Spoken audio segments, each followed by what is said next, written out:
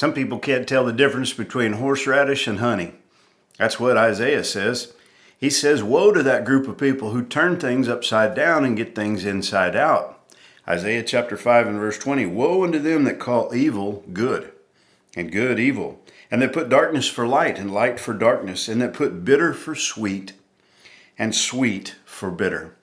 If you rub some horseradish on your bagel in the morning and say, boy, I just love the sweet taste of this, you have something wrong with you.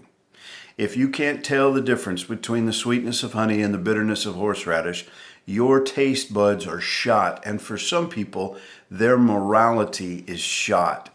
They have completely reprogrammed their minds in an evil way because they refuse to see the difference between good and evil that God has laid out for us in His Word. In Isaiah's day, the people had not just done that which was wrong and then said, well, we know it's wrong, but we're going to do it anyway, and then feel bad about it afterwards. No. They had completely turned everything upside down on its head. They looked at theft and said that was good. They looked at something that was good, like worshiping God, and they said that is evil.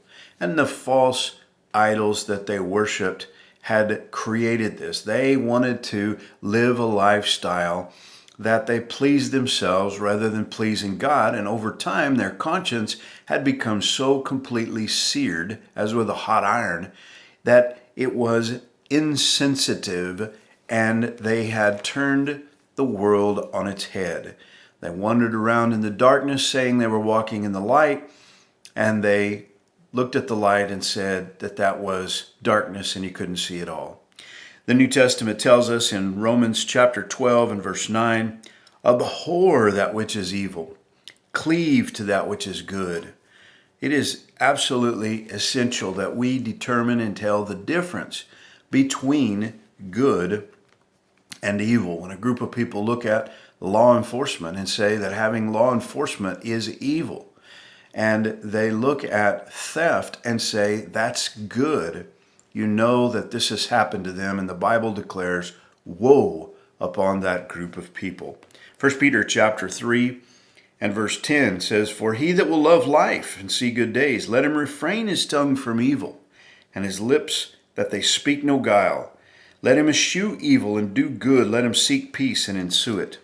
To eschew evil means to run away from it, to stay as far away from it as you can. Instead, he says, seek for peace and do that which is good. The Bible teaches us the difference between good and evil. But just like horseradish and honey, you've got to taste. You've got to get it on your tongue to be able to tell the difference between something that's bitter and something that's sweet.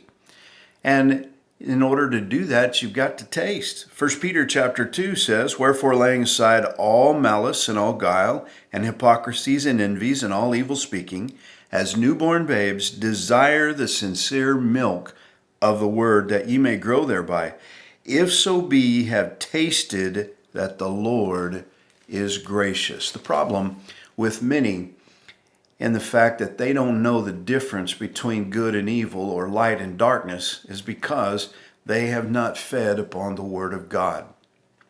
They have not come to the Word and humbled themselves and said, Lord, I want to learn from you.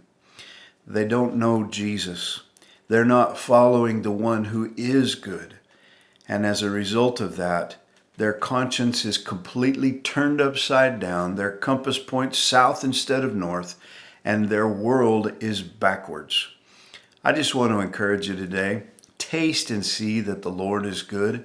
When you taste that, you can tell the difference between honey and horseradish, and you can tell the difference between good and evil. Jesus will help you to do that. God bless you. Have a great day.